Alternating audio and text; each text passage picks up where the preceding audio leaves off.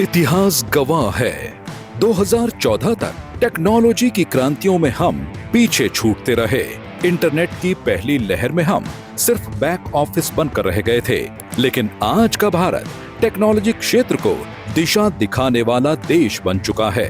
आज की दुनिया में दो तरह के देश हैं, एक वो जो टेक्नोलॉजी चेज कर रहे हैं और दूसरे वो जो टेक्नोलॉजी की दिशा तय कर रहे हैं। इंडिया एआई इम्पैक्ट समिट 2026 सिर्फ एक समिट नहीं था, यह टेक्नोलॉजिकल सोवर्निटी का शंखनाद था। वो समिट जिसमें विश्व की 80% जीडीपी को नियंत्रित करने वाले 20 से ज्यादा राष्ट्राध्यक्ष, 60 से अधिक ग्लोबल लीडर्स और वो 500 से ज्यादा टेक दिग्गज जिनके एक इशारे पर सिलिकॉन वैली हिल जाती है।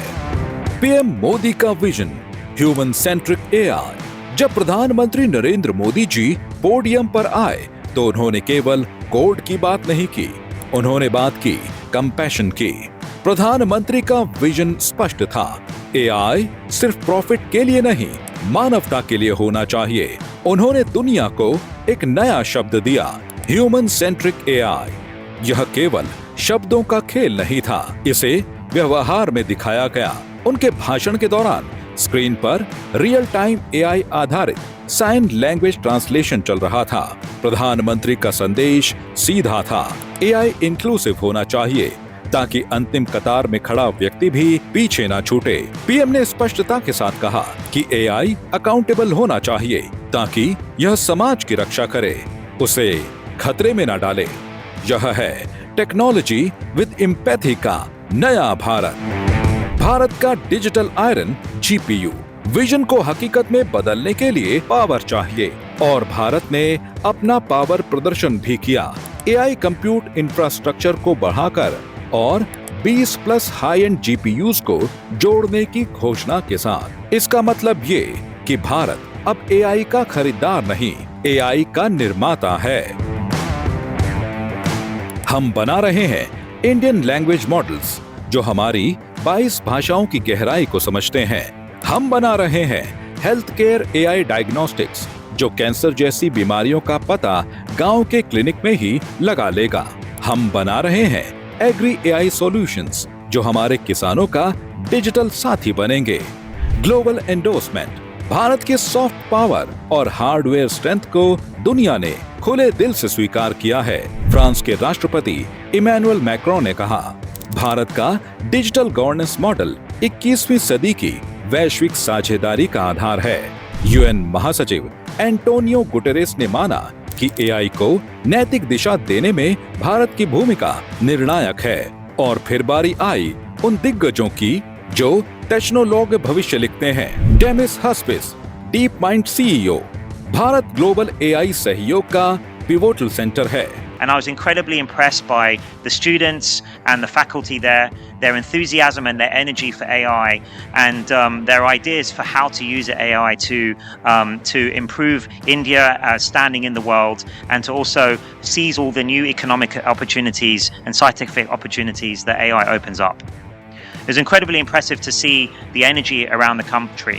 And I think that India will indeed be a powerhouse for AI across the globe. सुंदर पिचाई, अल्फाबेट सीईओ, भारत में इनोवेशन का स्केल और स्पीड देखकर दुनिया दंग है।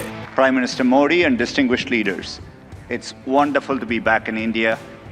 Every time I visit, I'm struck by the pace of change, and today is no different. ये सिर्फ औपचारिक बयान नहीं थे, ये स्ट्रैटेजिक ट्रस्ट के संकेत थे। समिट के दौरान अरबों डॉलर के निवेश की घोषणाएं हुई। Google is establishing a full-stack AI hub, part of our $15 billion infrastructure investment in India. Data centres, research labs और स्टार्टअप्स के लिए फंड्स की झड़ी लग गई। पीएम नरेंद्र मोदी जी की विजनरी लीडरशिप का ही नतीजा है कि एआई पावर्ड भारत आज एक वास्तविकता है। भारत में 100 मिलियन प्लस एक्टिव यूजर्स हैं। 89% नए स्टार्टअप्स एआई टेक्नोलॉजी का उपयोग कर रहे हैं। 6 मिलियन प्लस प्रोफेशनल भारत की टेक और एआई इकोसिस्टम में काम कर रहे हैं। प्रधानमंत्री मोदी जी ने कहा कि एआई का लाभ केवल कुछ अमीर देशों के क्लब तक सीमित नहीं रहना चाहिए। इसका फायदा ग्लोबल साउथ के अंतिम छोर तक पहुंचना चाहिए। भारत ने मोनोपोली की बजाय साझेदारी पार्टनरशिप का रास्ता चुना है। आज जब दुनिया एआई रेगुलेशन को लेकर विभाजित है, भारत ने एक बैलेंसिंग एक्ट पेश किया, यानी इनोवेशन भी, रेगुलेशन भी और एथिक्स भी। आज भारत के पास है दुनिया का सबसे बड़ा डिजिटल उपभोक्ता आधार, 1 लाख से अधिक स्टार्टअप्स की ऊर्जा और दुनिया का सबसे बड़ा AI talent pool. Impact AI summit 2026 ने एक बात पत्थर की लकीर की तरह साफ कर दी है। भारत अब केवल एक बाजार नहीं है, भारत अब केवल टैलेंट सप्लायर नहीं है, बल्कि भारत अब पॉलिसी शेपर है, भारत अब एआई आर्किटेक्ट है, भारत अब टेक्नोलॉजी लीडर है। एआई की इस वैश्विक क्रांति में भारत अब दर्शक दीर्घा में नहीं बैठा है, भारत अब स्टीयरिंग व्हील पर है। भविष्य भारत का है। India, the architect of AI.